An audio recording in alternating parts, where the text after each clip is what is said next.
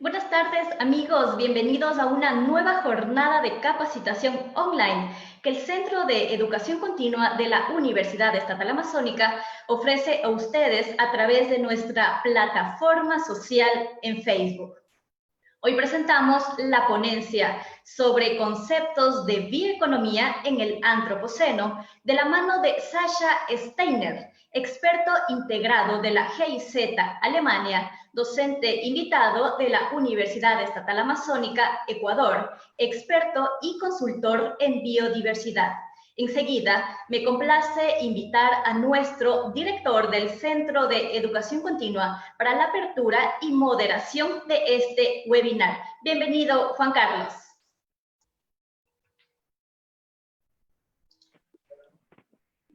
Gracias, querida Nubia. Dando continuidad a los eventos programados por la Universidad Estatal Amazónica, comprometida con el desarrollo, busca aportar desde la academia y la investigación con la formación continua de profesionales hacia la población. En este contexto y por la emergencia sanitaria que atraviesa nuestro país, hemos visto la necesidad de desarrollar algunos temas que seguro será de interés para todo público. Antes de dar inicio a la ponencia magistral, se informa además que la conferencia está siendo transmitida en tiempo real a través de Facebook Live. Me permito comentar que el ponente dispone de 30 minutos para su presentación. Por último, no olviden dejar sus consultas para el panelista de hoy. En solo un siglo, la población humana ha crecido por 6 billardas. Simultáneamente, la mayoría de nuestras sociedades desarrollan estilos de vida con un alto consumo energético. Entre las consecuencias se encuentra la reducción de la biodiversidad, destrucción de ecosistemas, cambio climático, afectación de las poblaciones por desnutrición y la propagación de pandemias. Dependiendo de la definición de bioeconomía, sus conceptos ofrecen oportunidades para reducir estos desafíos. Damos paso al expositor de esta tarde, el doctor Sascha Steiner.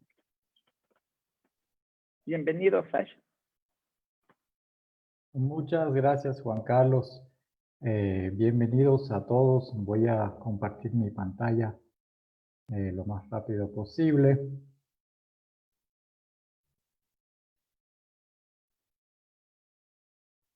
Para iniciar la presentación.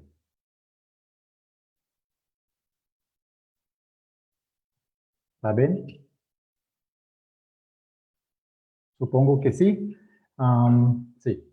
Bueno, entonces, buenas tardes, compañeros. Buenas tardes con todos. Hoy, como habíamos dicho, el tema son conceptos de bioeconomía en el Antropoceno, ¿no? Es un concepto bastante grande y voy a tratar de compartir algunas ideas con ustedes. No estoy seguro, antes de que sigamos, yo veo aquí algunas cosas que no sé si ustedes las ven también o no. ¿Alguien me podría dar retroalimentación si los visitantes ven la pantalla entera o también estos cuadritos de relaciones públicas? Sí, está el evento transmitiéndose en vivo. Está la presentación. Sigue, Sascha. Bueno, entonces, una breve introducción. Trabajo con la GIZ en el Programa de Conservación y Uso Sostenible del Patrimonio Natural y en el Programa de Bioeconomía en conjunto con la Universidad Estatal Amazónica aquí en el Puya, ¿no? Entonces, esta es una colaboración en la cual yo participo con mi presencia y me entrega. En este momento también quiero saludar a todos los compañeros de la matriz principal en Puyo, de las sedes, también colegas en otras universidades en la sierra, en Amazonía, en la costa, y entiendo que tenemos participantes hoy que bastante lejos, que todavía pueden ver esto de Texas, de la Florida. Saludos a Costa Rica y Nicaragua, también en el Caribe, Trinidad y Tobago. Hay colegas que están siguiendo esta transmisión, y los de Europa no sé si la van a ver ahora o de manera grabada. Entonces, Para arrancar el tema de bioeconomía hoy, yo lo puse en un contexto del antropoceno, ¿no? El antropoceno es una identificación de tiempos recientes en los cuales el ser humano ha impactado bastante a nuestro planeta, y esto lo vamos a definir paso a paso y ver un poco cuál es la historia, la trayectoria de nuestra presencia en este planeta y cómo esto ha afectado nuestra manera de vida, las economías y todas las consecuencias de esto. Para iniciar, quiero compartir con ustedes esta imagen. Ojalá la vean pronto o ya sea transmitido. Esto es nuestra casa, o sea, esto es la cancha que tenemos, nuestro hogar, nuestro refugio, ¿no? También se podría decir que es una nave espacial dentro de un universo muy inhóspito que nos facilita la sobrevivencia.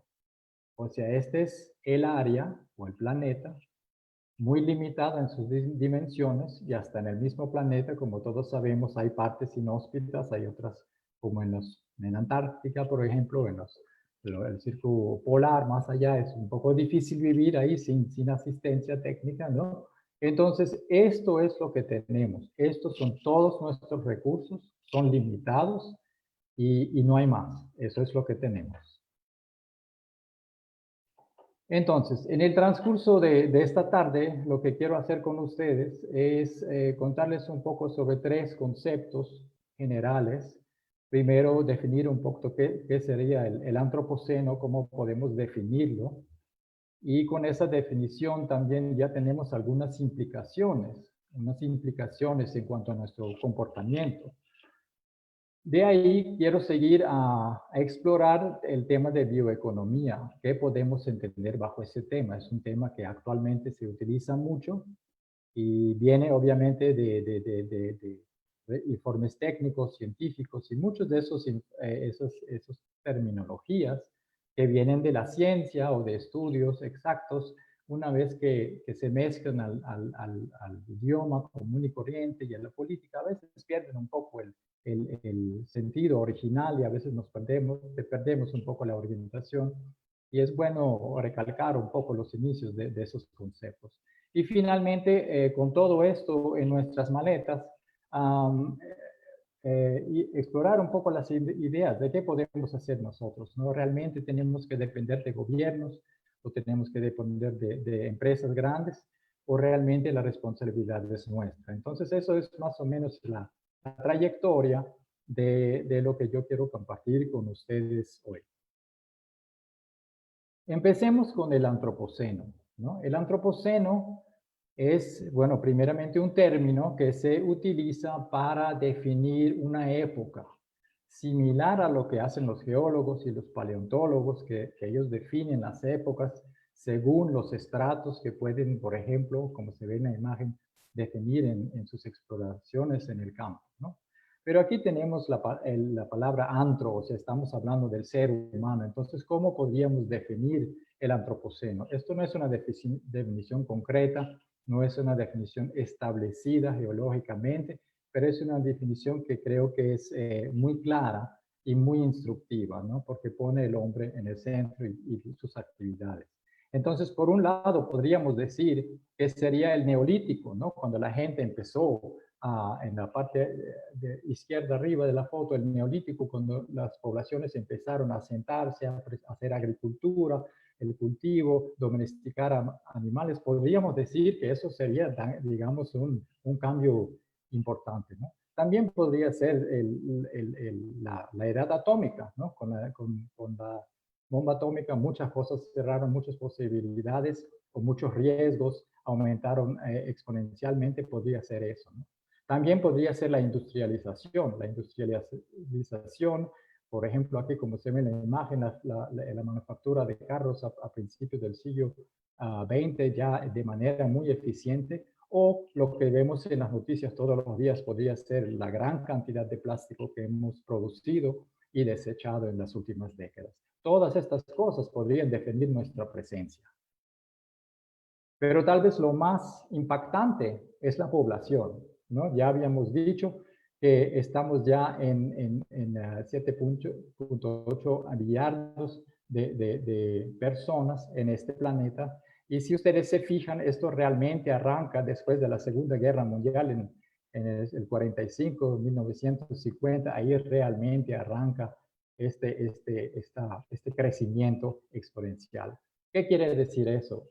Que obviamente necesitamos mucho más recursos para sostener estas personas, pero también tenemos que tener en cuenta que el estilo de vida ha cambiado bastante. Entonces, el consumo energético de cada uno de nosotros es mucho más alto, ¿no? A través de los años. Entonces, este antropoceno, ya pues, tenemos alguna idea de cómo lo podríamos definir, pero también hay que ver un poco cuál es la producción primaria de este planeta, o sea, la producción primaria que sostiene estas poblaciones. Entonces, quiero compartir con ustedes algunas imágenes que creo que realmente resaltan primeramente la mecánica de la producción primaria, que es la base de todas nuestras cadenas alimenticias y de hecho de mucho de nuestra agricultura, y en base a eso ya podemos empezar a definir algunas limitaciones, ¿no? Esto es una imagen de la producción primaria anual definida por kilogramos de carbono por metro cuadrado. Esto es una presentación que está superimpuesto a un mapa global, y ustedes ven que algunas regiones, las que están en azul o verde, son un poco más hinchadas, ¿no? Estos continentes se ven un poco raros. Estos son los centros a nivel anual de la producción primaria. Pero tal vez una imagen mucho más impactante es una que es dinámica, y ojalá esto funciona. Aquí lo que ustedes ven es un pulso, ¿no? Esto es un pulso anual de producción primaria. Y ustedes ven que la parte central de la imagen que vemos nosotros, Sudamérica, África, hay un pulso grande una vez al año y vuelve a encogerse, pero no tanto. Y hay un pulso muy grande también en la hemisferio norte, Norteamérica, Europa, Eurasia, toda esta parte. En el sur, nuestros continentes no tenemos muchos, tenemos Antártica, y pues la producción primaria, por lo menos en la superficie de la Antártica, es bastante baja, ¿no? Entonces, no es una cuestión constante, es una cuestión dinámica con picos y bajas a nivel anual. También podemos explorar nuestros recursos en cuanto a biodiversidad, ¿no? Eso es uno de los indicadores de una combinación de condiciones relativamente estables temporalmente, como son los climas tropicales, combinado con una gran complejidad estructural, ¿no? Por ejemplo, aquí tenemos Amazonas, más las regiones de los Andes. Geográficamente tenemos una situación bastante diversa, y además tenemos estabilidad temporal por condiciones que no tienen cambios anuales, sazonales muy pronunciados. Hay otros centros de biodiversidad, como se ve en África y en partes de Asia, pero realmente, como estamos en Latinoamérica, Amazonía realmente resalta. Este patrón también se puede ver bajo el mar. Esto se puede ver en aguas tropicales, por ejemplo, con los arrecifes, donde arrecifes coralinos y toda la fauna asociada y la flora asociada, donde también tenemos esta alta biodiversidad justo en las zonas tropicales, justo en las zonas que también son del interés de muchos sectores económicos a nivel global, ¿no? Tal vez una de las imágenes más impactantes también podría ser esta. Esto es una imagen que representa la cantidad de clorofila en los océanos, también como un indicador de la producción primaria. Y ustedes ven que los continentes están bastante desformados, ¿no? Relativamente grandes en comparación con toda la superficie global de los mares, que son más de 3/4 de la superficie de este planeta son mares. Entonces uno podría pensar que esto es un recurso ilimitado, muy grande, ¿verdad? Pero como vemos en la producción, está encogido los grandes desiertos azules del Pacífico y del Atlántico Central. Hay muy baja productividad, y esto ya otra vez nos demuestra de manera muy visual la limitación de nuestros recursos, ¿no?, en este planeta. Y finalmente, quiero acordarnos que tenemos que también de vez en cuando reenfocar nuestras perspectivas. Todos conocemos los mapas que tenemos en las clases y en las aulas, ¿no?, los mapas del mundo, donde Groenlandia, una isla en el Atlántico Norte, parece pues una cuestión gigante, más grande que Australia, que realmente no lo es. Todo esto es por la causa de las proyecciones que usamos para nuestros mapas, ¿no? Nuestros mapas están basados generalmente en la proyección de mercado, para pues poder mapear una superficie que es un globo en 2 dimensiones y hacer cartas, pues él a través de varios cálculos hizo unas transformaciones en las cuales, mientras más uno se aleja del ecuador o de la línea ecuatorial, más distorsionado son las medidas o los tamaños de los continentes. Entonces, solo para dar 2 ejemplos, está Groenlandia, por ejemplo, que es una isla bastante pequeña en el centro del mapa, pero es muy grande, o también Canadá, o lo que ahora es Rusia, no todo ese territorio es mucho más pequeño que es. Y miren también, fíjense en Europa, en Estados Unidos, ¿no?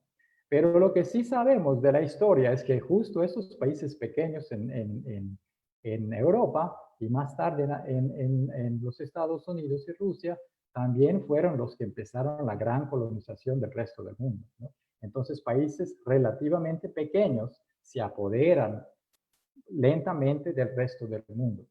Y muy breve, uno de los contextos de ese éxito de colonización, si uno lo quiere llamar así, es que ahí existe una cultura en Europa, por ejemplo, en un ámbito que no es tropical, que solo hay producción primaria y solo se puede producir comida por 4 o 5 meses al año. Y si uno no lo hace bien y si no hace sus cálculos correctamente, no sobrevive el invierno. Así de simple es, ¿no? Y esa cultura de tener que calcular y hacer repositorios y guardar cosas, que no es necesario en el trópico, porque en el trópico, si yo tengo una cosecha y se me arruina, siempre hay alternativas, ¿no? En esos países norteños no habían esas alternativas, y esa cultura pues fue uno de los mecanismos y la tenacidad de esos imperios en esa época salir y conseguir más y más recursos naturales. Y entonces esa exploración que empezó hacia el fines del Renacimiento, ¿no? Esta exploración que fue rapidísima, ¿no? Cristóbal Colón en el 92 salió con 3 naves. Al año siguiente salió con 17. Imagínense hoy en día tratar de organizar una expedición de un año para el otro y aumentar ese nivel de tecnología, ¿no? Entonces, muy rápido. Y como ustedes ven en el transcurso de las décadas, bueno, muchos países europeos lentamente se apoderaron de las riquezas de Latinoamérica, de África. Los españoles y los portugueses eran los primeros, después los franceses y los ingleses siguieron. Y esto, pues, todos estos recursos que se trajeron formaron la parte o la fundación para la revolución industrial que después, más tarde, se efectuó en Europa y un poquito más en Norteamérica también, ¿no? Esta revolución industrial también fue más o menos la fuente o el inicio en algún momento de esa producción muy eficaz, ¿no? De una producción muy eficaz, ya realmente habíamos producido casi todas las necesidades básicas y seguíamos produciendo porque el comercio es como un organismo en sí que también quiere vivir, que también quiere expandirse, etcétera.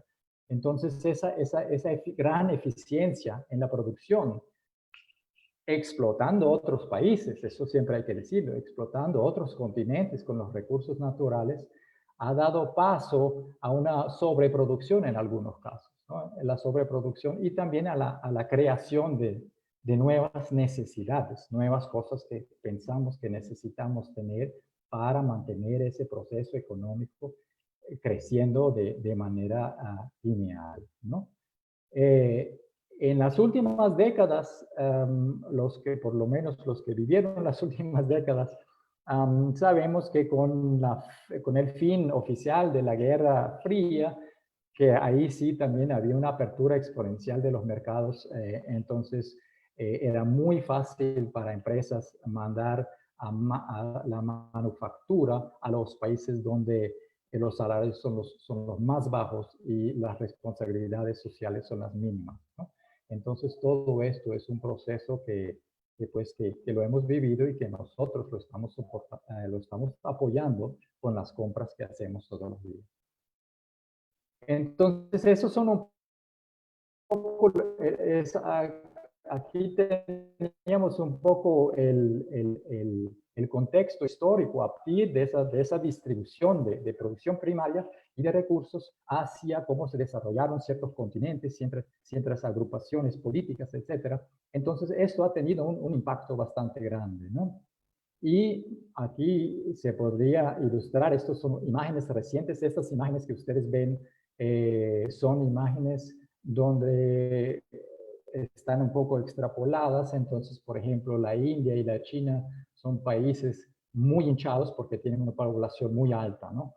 Y, por ejemplo, Latinoamérica, en cuanto a la población urbana, en cuanto a la población rural, ya hay más gentes viviendo en ciudades y en situaciones urbanas que en situaciones rurales. Entonces, todas las Américas están en este sentido desarrollado, pero ya con esta diferenciación de poblaciones. Entonces, esa es otra cosa que vemos. Lo que vemos es que no hay trabajo en el campo para las sociedades agrícolas por la mecanización y la gran eficiencia que hemos desarrollado con nuestra producción de alimenticia, ¿no? Entonces, esos trabajos no están porque lo que antes hacían muchas personas lo hace un tractor en pocos segundos, ¿no? Entonces, eso también ha cambiado un poco la dinámica, la distribución de la población y así también los recursos que necesitamos nosotros. Estoy tratando de mover aquí unas imágenes para ver mejor lo que yo estoy presentando. Bueno. Entonces, esto también ha tenido bastantes implicaciones hacia la pérdida de biodiversidad, ¿no? Aquí ustedes tienen algunos números. Ustedes ven que en las Américas la extinción de animales y plantas es muy pronunciada, ¿no? Supuestamente, según las fuentes de la ONU, tenemos más de 870 especies de animales extintas, más de 33.000 especies de animales amenazadas y unos 173 especies de plantas y más de 18.000 especies de plantas amenazadas, ¿no? Entonces, estos son impactos bastante fuertes. No siempre, digamos, en estos mapas hay algunos países que parece que no han perdido mucha biodiversidad. Mucho de esto también tiene que ver con documentación, ¿no? Entonces, generalmente en los países con una buena infraestructura científica y reglamentos y leyes donde estas cosas están documentadas, pues se pueden producir estos números y en otros países simplemente no existen. Entonces siempre hay que tomarlo con cuidado, pero es suficientemente alarmante lo que se ve aquí, ¿no? Entonces, estos son los contextos que tenemos. Estos son los recursos a nivel global, algunos de los mecanismos de cómo se distribuyen y ahora podemos empezar a hablar sobre la bioeconomía, ¿no? Y es un término que realmente tenemos que tratar de definirlo y yo aquí no puedo presentar las respuestas, ¿no? Es un proceso que hay que definir y tal vez esta pandemia es el momento oportuno para hacerlo porque estamos nos estamos moviendo menos, nos estamos dando cuenta de qué recursos son importantes, cuáles son esenciales, cuáles recursos son menos importantes. Entonces, en términos de bioeconomía, ahí tenemos el bio, ¿no? El bio tiene muchos significados muy diferentes en diferentes continentes. En Europa, normalmente, si alguien dice bio, uno piensa automáticamente lo que aquí sería orgánico, ¿no? Sería orgánico. Pero en realidad bio solo quiere decir pues de un origen de un animal, de una planta, es solo eso, no es nada más. Como el término la biología, el estudio de la vida de plantas y de animales. Tal vez ese era el objetivo, tal vez estamos hablando de bio dependiendo del origen, si algo es nativo, si es de una cierta provincia geográfica, si realmente es de aquí, entonces eso sería un bioproducto, una planta que es originada en Amazonía y aquí se maneja y se cosecha, pues tal vez eso es bio, ¿no? Probablemente no vamos a llamar algo bio que fue genéticamente manipulado, pero no sé, hay que definirlo, ¿no? Tiene que estar definido. ¿Qué pasa si tengo una planta o una cosa que no fue manipulada genéticamente, pero sí se trataron con pesticidas? ¿Todavía es un bioproducto, sí o no? Dentro de las cadenas de manejo, ¿cómo las manejo? ¿En qué momento es bio y en qué momento no es bio? Y a pesar de eso, todo lo que yo hago con este producto en cuanto a las instalaciones, en cuanto al manejo en el campo y después el procesamiento y el transporte, ¿todavía es bio? ¿Sí o no? Esas son preguntas que tenemos que, dentro de nuestras definiciones, tener claras. No solamente tener una palabra. Entonces, eso es muy importante.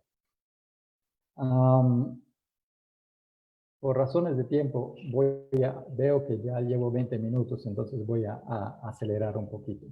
Entonces, al investigar los conceptos de bioeconomía, encontramos pues que hay una gran multitud de definiciones.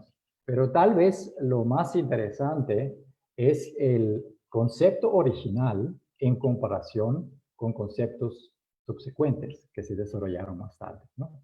El concepto original se origina realmente en los años 1960 y se publica en mitades de los 70 del siglo pasado por el señor Georgescu, que es una persona de Rumania que después emigró a los Estados Unidos, y él habla muy claramente de su definición. Tengo que mover mi imagen aquí.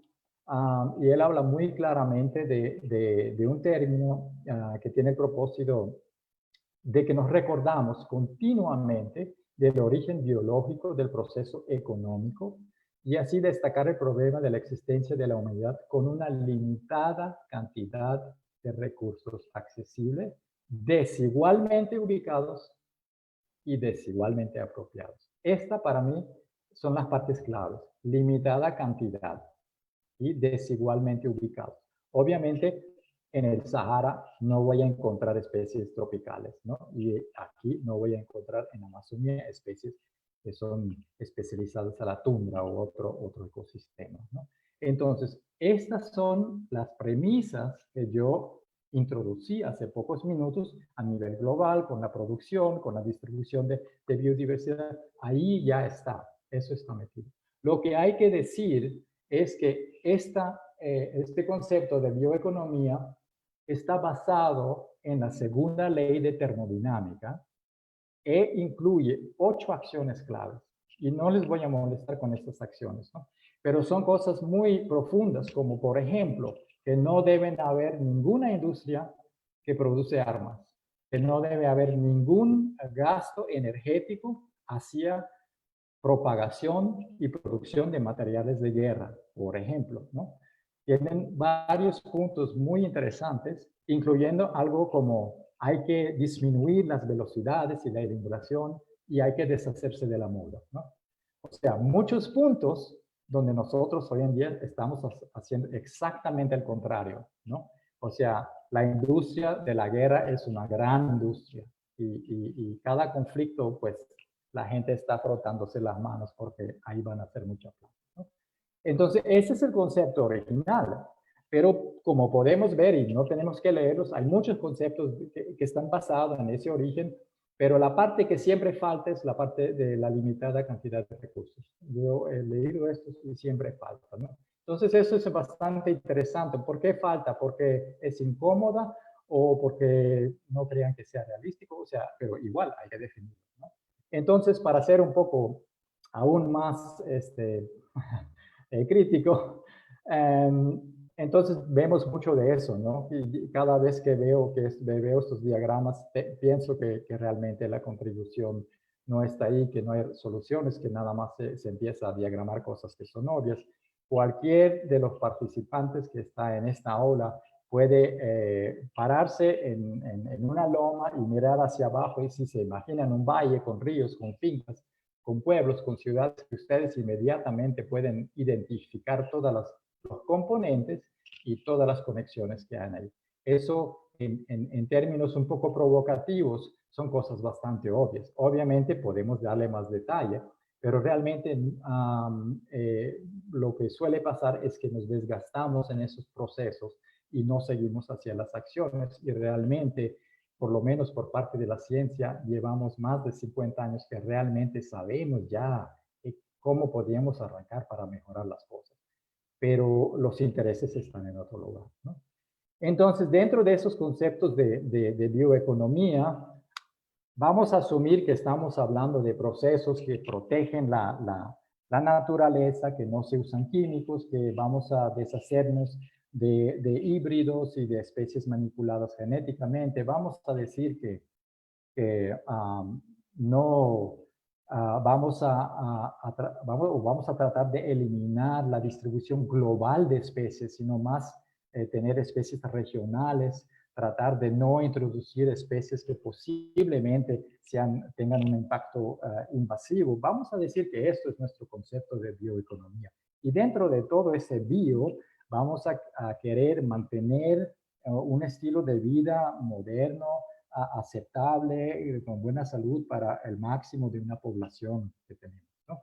Entonces hay eso, las ideas de la economía local, que sería, es más importante darle importancia a la economía local y a la regionalidad. Es algo que se ha perdido en los Estados Unidos, en Europa. Estas son cosas que se han perdido. Muchas de las cosas que obviamente todavía podemos conseguir frutas y carnes de origen local, pero realmente la gran mayoría de lo que se consume viene de muy lejos y tiene un costo muy alto en cuanto a la huella de carbono, por ejemplo, y muchas otras huellas, ¿no? Entonces, esas son cosas que hay que decidir en el desarrollo de estos conceptos, en qué dirección vamos a ir. Vamos a mantener el crecimiento perpetuo, vamos a pensar en maneras lineares, que siempre creciendo, sin límite, o estamos tratando de buscar otras cosas, como un crecimiento más limitado, una economía circular a la que vamos a llegar más tarde, el concepto de la economía estable o que no se mueve mucho, ¿no? Esas cosas, ¿no? También tenemos que pensar o tener en cuenta que lo que ha pasado con estos mercados muy grandes y con muchas interconexiones es la homogenización de los productos, ¿no?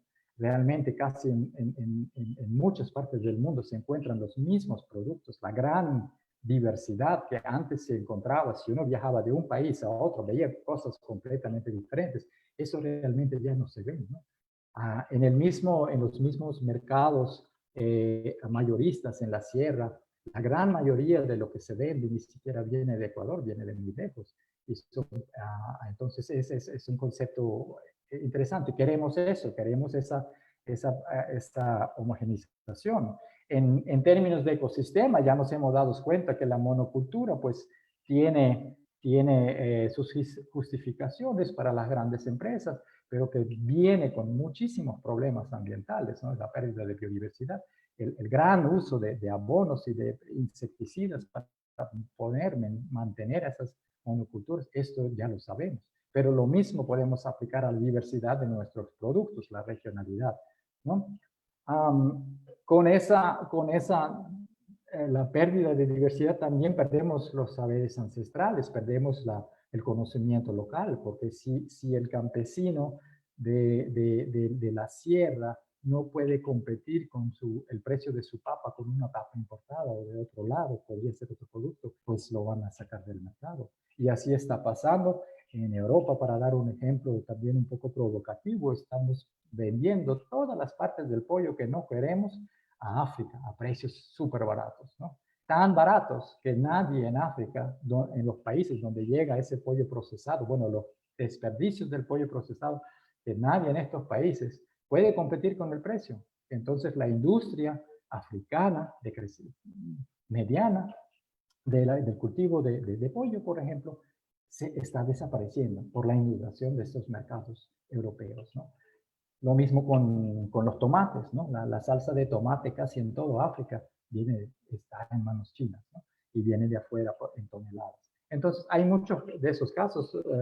Entre los oyentes que hacen sus compras saben que muchos de los productos que compramos, como el ajo, por ejemplo, había años que el ajo en todo el mundo llegaba de China, llegaba de un lugar, casi no se compraba el ajo local. Entonces, todas estas son cosas, yo sé que son muchos conceptos y que son más preguntas que respuestas, pero tenemos que afrontarlas. Y tenemos que también tener en mente un aspecto político que es relativamente nuevo, que no lo habíamos visto antes, ¿no?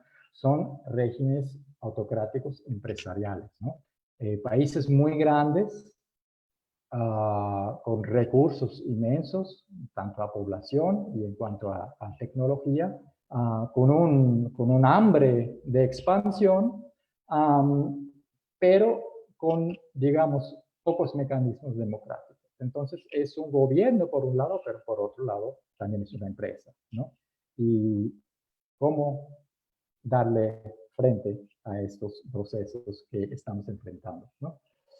Entonces, dentro de esos conceptos, de esas ideas de bioeconomía, tenemos pues la economía lineal que todos conocemos, ¿no? Tenemos donde tenemos materia prima, tenemos producción, tenemos el uso y normalmente desechos, residuos, que no reciclamos, que nada más botamos esto. Esto es algo que después de la Segunda Guerra Mundial nos apoderamos de eso de una manera impresionante, ¿no? Lentamente han surgido las ideas del reuso, tal vez del reciclaje, algunas cosas se podrían reciclar. Entonces esa es la economía de reuso. Y últimamente una de las palabras que más se han utilizado de los conceptos es la economía circular, ¿no? Y la economía circular prácticamente lo que nos dice es que tenemos estas materias primas, entramos a la producción, pero ya desde el principio, o sea, ese es el concepto de la economía circular, es que desde el principio del diseño, de la producción, del mercado, del manejo del producto, todo esto, en el principio ya se están identificando los puntos de reducir el desgaste, de reducir la polución, etc. O sea, eso no es algo que se hace después, sino al iniciar estas iniciativas. Esa es la base de la economía circular, tratando de aumentar la cantidad de reciclaje y reducir los residuos, los desperdicios, ¿no? Esta es la idea. Pero tenemos un pequeño problema. El pequeño problema es la segunda ley de termodinámica, ¿no? En todos estos procesos que nosotros hacemos, ¿verdad? Por ejemplo, aquí hay una imagen otra vez de la economía circular. Estamos transformando materia materias de un estado, digamos, desorganizado hacia un estado altamente organizado, ¿no? Un producto final.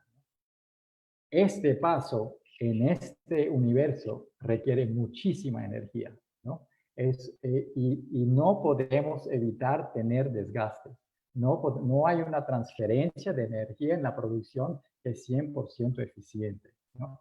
Esa es la realidad, esa no la podemos cambiar, esto es la física, ¿no? Todo nuestro planeta trabaja de la misma manera. Nosotros, como vamos a ver en una lámina después, tenemos el Sol que por ahora está funcionando bastante bien, ¿no? Y nos da esa cantidad de energía que ha pues desarrollado la evolución del hombre y todas estas cosas, ¿no? Pero una gran energía. Pero sí hay un desgaste, ¿no? Entonces, ese problema nos lleva otra vez a la limitación. Entonces, sí es posible utilizar todos los recursos y de hecho, en todo el universo todos los aspectos espontáneos van de un nivel de alto o de mayor orden hacia un nivel de menor orden. Esto no lo podemos cambiar, es una realidad del universo, ¿no? Nosotros estamos dentro de esa realidad. Lo único que podemos hacer es aumentar el tiempo que tengamos esos recursos como los necesitamos hoy, ¿no? Y ahí viene donde la idea de la economía circular, pero no es la respuesta a todo. Eso es lo único que quiero decir, es que solo por tener esa economía circular, esto no nos va a salvar, ¿no? Entonces, esta economía circular es un buen comienzo, pero realmente tenemos que empezar a enfrentar nuestro propio consumo, porque yo puedo tener una economía circular y seguir consumiendo mucho, ¿no? Muchos recursos. Entonces, esto nos lleva ya lentamente al fin, y ya me pasé del tiempo. Es un poco realmente nuestra situación personal, cómo nosotros definimos nuestra independencia, nuestros grados de libertad, qué necesitamos para sentirnos libres, y cómo podemos, o es que podemos, es una pregunta, ¿podemos controlar el mercado o se nos dicta lo que tenemos que comprar? Eso es una pregunta abierta, eso es cada uno puede darse esta pregunta, ¿no? Entonces, para finalizar, solo para regresar al inicio, ahí tenemos nuestra casa, nuestro planeta, nuestra nave, que nos mantiene la vida en un sistema inhóspito. Tenemos una fuente de energía que es el sol, y tenemos nuestra manera de vida, tenemos el capital natural de los recursos naturales, y hay esos procesos que tenemos ahí que no pueden ser 100% energéticamente eficientes, pues siempre tenemos estos residuos, la polución, y siempre perdemos alguna parte de la energía. Entonces, sí estamos en camino hacia un desorden total en el universo, pero estamos hablando de escalas temporales mucho más grandes, ¿no? Pero sin embargo, es muy probable que la humanidad no va a durar tanto tiempo como el fin de estos procesos, pero sí creo que estamos en una fase donde todos estamos muy claros que muy rápidamente muchas personas pueden estar en situaciones muy críticas en cuanto a la sobrevivencia, simplemente por los territorios donde vivir, donde hay las condiciones apropiadas, qué tan lejos están los recursos naturales, la alimentación, y cómo llego ahí por razones de transporte, ¿no? Entonces, esto es nuestro planeta. Aquí tenemos una economía circular, si quieren, o modelos circulares dentro de nuestro planeta que requieren muchísima energía, que la tenemos por ahora, pero sí tenemos todo el potencial de manejar estos recursos de tal manera que el desgaste de los materiales es tan alto que llegamos a puntos donde ya no podemos reciclar, ¿no? Porque el reciclaje sería tan costoso energéticamente y técnicamente no tenemos esas capacidades en este momento, ¿no? Entonces, voy a dejarlos con esta pantalla, voy a cerrar aquí. Yo esta frase la encontré en alguna parte y me parece muy buena, fue en otro idioma, tuve que traducirla. Entonces, básicamente, el recibo de nosotros en cada compra que hacemos es la evidencia de nuestro voto, ¿no? La compra es nuestro voto. Entonces, con esta compra nosotros votamos por un producto, por una compañía, por una cultura, por un tipo de economía. ¿No? Ahí está donde estamos votando. Y sinceramente puede ser que este voto es mucho más pesado que el voto político, ¿no? Porque sabemos que estructuras políticas tienen que también responder a estructuras económicas. Entonces eso es algo que cada uno de nosotros puede hacer, puede pensarlo bien al comprar las cosas y al manejar su vida y al manejar sus recursos, y de una forma muy tal vez un poco, no sé, alarmante. Yo puse ahí siempre y cuando no están apuntando un arma, ¿no? Porque los que tenemos la libertad de expresarnos y los que tenemos la libertad de hacer las compras como nosotros tenemos, es una gran libertad y tenemos que aprovecharla, ¿no? Hay suficientes regiones en el mundo donde no hay esa posibilidad y no se le puede pedir a esas personas que se involucren de tal manera, pero nosotros sí tenemos la posibilidad, ¿no? Entonces, finalmente, aquí tengo una serie de preguntas que cada uno se puede hacer, pero ustedes mismos se las puedan inventar, como ¿qué pondré en mi plato, no? ¿Qué empresa apoyaré con mi compra? Ustedes todos sabemos bien que nuestros celulares tienen materiales que vienen de minas, donde las condiciones de trabajo son casi como en los tiempos de los esclavos. Entonces, ¿cuántos celulares necesito? Esas son muchas cosas. Yo sé que son muy políticas y pero es la realidad que tenemos hoy en día. Esto es la pérdida de recursos y como ustedes ven en la pantalla atrás, se ven las luces del universo, de nuestro planeta, ¿no? El gran impacto que hemos tenido. Son nuestros comportamientos que han resultado en estas cosas. Entonces, ahí sí tenemos que hacer algo, creo. Y no podemos dejar la responsabilidad con gobiernos o con empresas. Si no lo hacemos nosotros, cada día, paso a paso, cosas pequeñas, ¿por qué el gobierno o una empresa lo va a hacer, no? Bueno, ya me gasté mucho de su tiempo. Estamos en 40 minutos, más de la media hora. Voy a dejar esto ahí y tal vez hasta, no sé si me salgo y voy a salir de esto para compartir con ustedes y también para hablar con el colega que va a moderar las interacciones. Muchas gracias, Sasha, por la magistral presentada la tarde de hoy. Les enviamos un afectuoso saludo al público que nos acompaña el día de hoy, a las universidades fraternas e instituciones de Centroamérica, las sedes de la Universidad Estatal Amazónica, en el Pangui y Lago Agrio, que nos felicitan por el prestigioso evento, a la provincia de Pastaza, el Cantón Arajuno, también nos envían saludos desde la provincia del Guayas, Guayaquil. Ha habido mucho público en este tema, la cual, de acuerdo a la modalidad, pasamos a las preguntas. Hay muchas preguntas la tarde del día de hoy por la magistral. Vamos a iniciar. Esta pregunta la hace Gabriel. ¿Cuáles son los principios de la economía circular?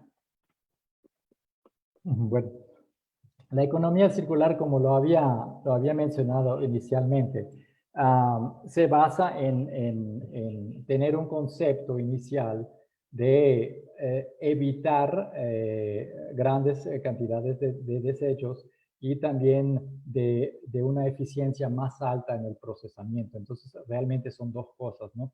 Es la eficiencia para poder usar menos recursos naturales y la eficacidad, no sé si es la palabra correcta, para reducir los residuos. Entonces, todos esos materiales que usan, la gran baja es el reciclaje, ¿no? Eso es el concepto principal de la economía circular, de mantener esta materia prima que se utilizó originalmente al entrar dentro de este proceso, que ésta se mantenga el máximo periodo de tiempo dentro del sistema económico, ¿no? Esto realmente es un sistema que también existe en ámbitos naturales, en ecosistemas, donde también tenemos este reciclaje interno que realmente es una de las definiciones del ecosistema, que tiene una cierta autonomía hacia la importación de productos de afuera, ¿no? Muchas gracias. Queda claro la pregunta. Felicita a Natalie León por la exposición y nos deja una pregunta. ¿Qué alternativas se puede tomar para evitar la pérdida de la biodiversidad? Sí. Alternativas. Bueno, como ya lo había dicho, la pérdida de biodiversidad está relacionada a la pérdida del hábitat de esas especies, ¿no? O sea, primero hay la pérdida del hábitat y también, digamos, si los terrenos todavía existen, la pérdida de otras especies o el uso muy fuerte de químicos o de pesticidas en campos agrícolas cercanos. Todo esto son entre muchos aspectos que hacen la biodiversidad. Entonces, realmente es... no hay, digamos, cada uno de nosotros, hay dos partes, no hay la parte de los gobiernos, de las empresas, pero eso es muy difícil de manejar, ¿no? Realmente lo que tenemos que hacer es reducir nuestra expansión dentro de estas áreas de alta biodiversidad, ¿no? No deberíamos tallar selvas tropicales para poner monoculturas, o sea, poner una especie o dos, en el lugar donde habían miles de especies, ¿no? Entonces, pero ¿cómo podemos nosotros controlar esto, no? Esto es la parte que es muy difícil y es un proceso muy largo y no hay una respuesta como para que cada uno pueda hacer eso. Pero dentro de nuestro comportamiento y también dentro de la responsabilidad de gobierno, sí, el ordenamiento territorial debería estar relacionado a, por ejemplo, estas cosas, ¿no? Obviamente es una situación muy difícil porque en muchas zonas el terreno no tiene precios muy altos, entonces eso tal vez también es un mecanismo de conservación de aumentar esos precios, pero es un tema bastante complejo. Siento que no le estoy dando una buena respuesta, pero tal vez a través de las siguientes respuestas podemos retomar el tema.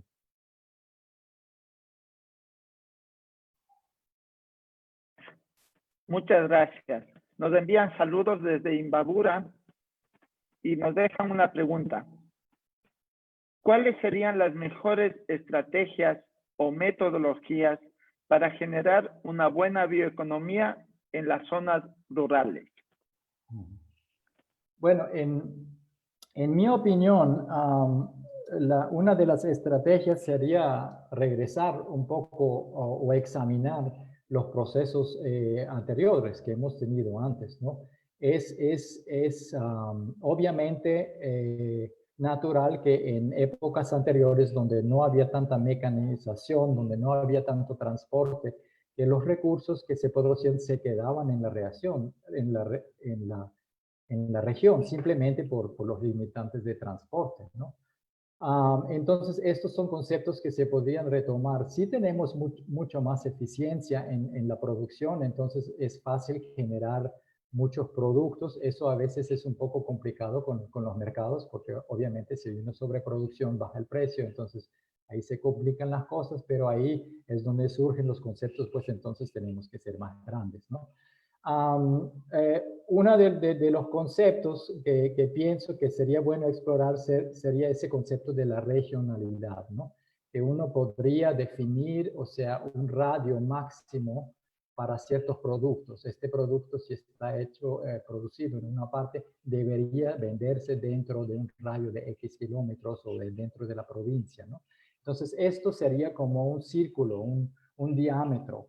Y este diámetro, obviamente, tiene un vecino que es otro círculo. Entonces, ahí lo que es regional podría, en algunos casos, quedarse entre las regiones.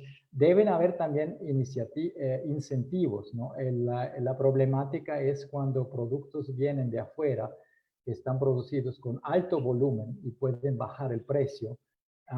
Esto normalmente elimina la producción local. Entonces, el reto es tratar de mantener la producción a nivel regional y encontrar vínculos políticos de minimizar sí, el importe de grandes productos o de grandes volúmenes de productos a precios muy bajos. Pero esto va en contra de todo el desarrollo global en este momento. Entonces, esto obviamente es muy teórico. No sé cuándo nuestra conciencia política o a nivel político vaya a cambiar. Es una situación bastante difícil. Solo una cosa, perdonen, una cosa tal vez añadir. Sí, sí para dejar algo positivo, ¿no? En todo el mundo hay muchas iniciativas privadas, hay muchas iniciativas locales y estas hay que apoyarlas. Entonces, como ciudadanos, si usted se entera de estas actividades, sí existen, ¿no? Y hay muchas y es muy bueno que existan, pero tienen una lucha muy fuerte contra un mercado global, ¿no? Entonces, eso es una cosa que nosotros podemos hacer, como yo dije, con nuestra compra. Si yo puedo identificar de dónde viene ese producto y si es de mi pueblo, si es de mi chacra o si es de mi región, de mi provincia, voy a pagar eso, ¿no? Muchas veces puede pasar que cueste un poco más, ¿no? Pero a largo plazo, usted lo que hace es apoyando a esa cultura, apoyando el empleo, apoyando un montón de otras cosas que vienen con eso. Es un proceso de crecimiento. Solo porque hoy cuesta 50 centavos más, no tiene que decir que si lo apoyamos, ahí también se abren otras oportunidades. Gracias. Muy bien. Agradecerle por todas las preguntas al público presente. Hay alrededor de 50 preguntas que nos ha llegado, pero vamos a realizar 2 preguntas más. Luego, por interno, estaremos contestando las preguntas que nos han llegado.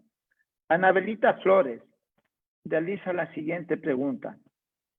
¿Cómo está implicándose la bioeconomía en nuestro país para evitar la extinción de especies como es el Vultur grypus, debido a que este es nuestro símbolo emblemático?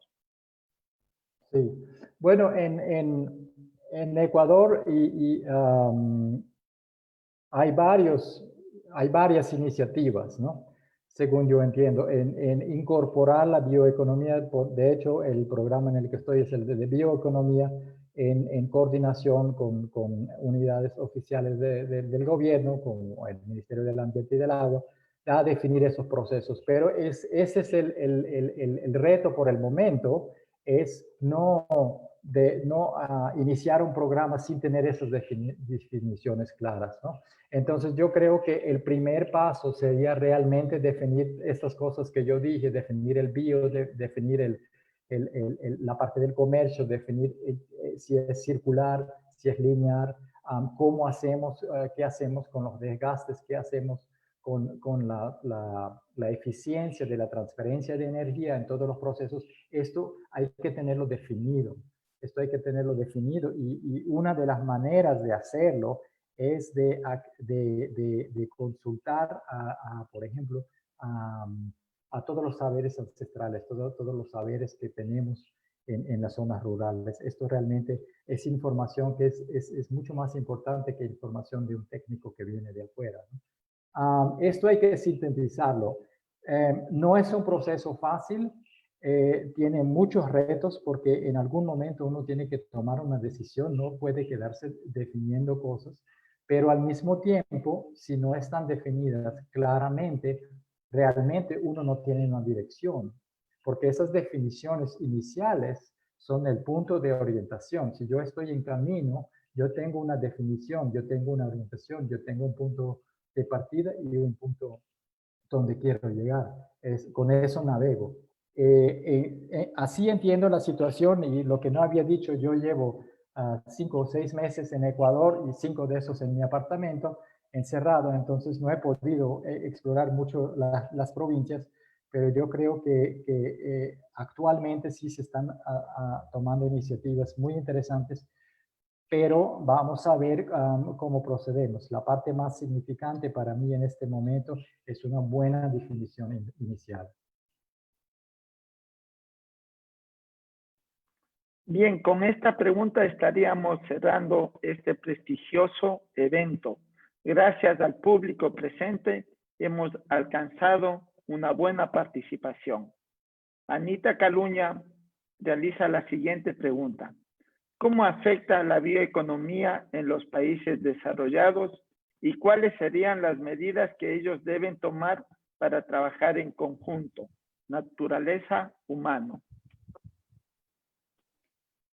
Sí, La bioeconomía en países desarrollados, no sé si está un poco más avanzada, pero digamos está más en la mente de las personas. Teniendo en mente que tampoco está claramente definida, ¿no? Entonces, ese es el problema que yo tengo. Yo soy científico, yo necesito definiciones claras. Entonces, eso es lo que a mí a veces me cuesta entender. En Europa, por ejemplo, ahí hay esos conceptos de bioeconomía, hay el concepto de regionalidad, hay el concepto de que, que los productos no viajen mucho, la manufactura, la parte social también, cómo se tratan las personas que están involucradas, ¿no? Entonces, hay un mercado relacionado con certificados, con sellos, etcétera. También existe mucha corrupción con estos certificados y estos sellos, y esto se ha investigado, ¿no?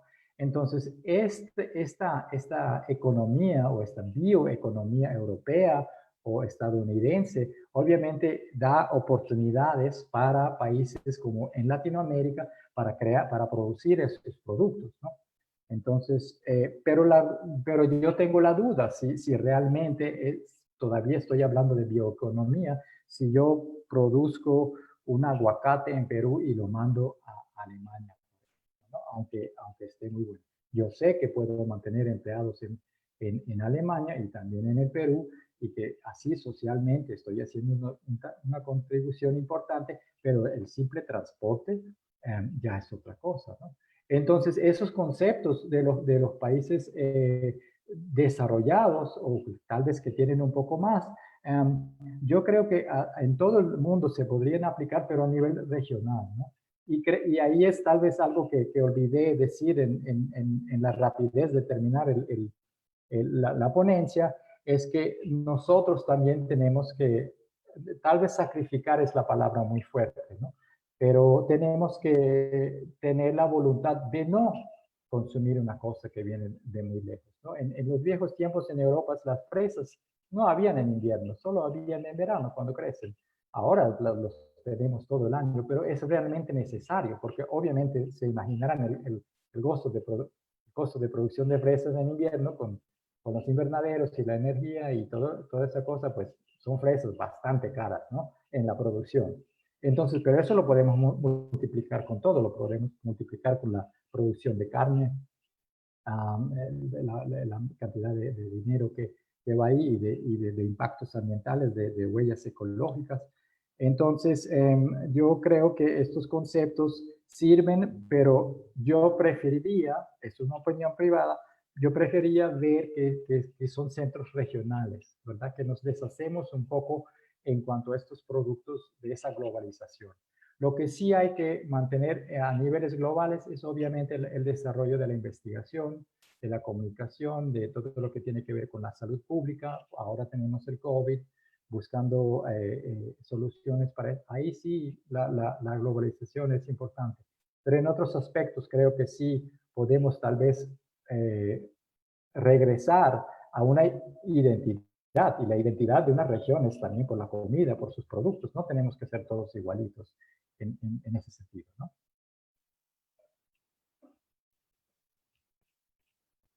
Muchas gracias, estimado Sasha Steiner. ¿De pronto quieres tú realizar alguna sugerencia hacia el público, algo interno que también iba llevando la transmisión? ¿Alguna pregunta que se nos haya quedado importante? Son todas las preguntas en realidad, pero en función del tiempo no vamos a avanzar Sí, claro. a contestar todo. Ya. Está bien. Bueno, Bueno, entonces, ¿qué quieres? Bueno, entonces solo, sí, mi última ponencia es nada más. Creo que todos estamos, el reto es para todos nosotros, y mañana cuando salgan a la tienda, pues llévanse la bolsita de plástico o el contenedor para los huevos, lo que sea.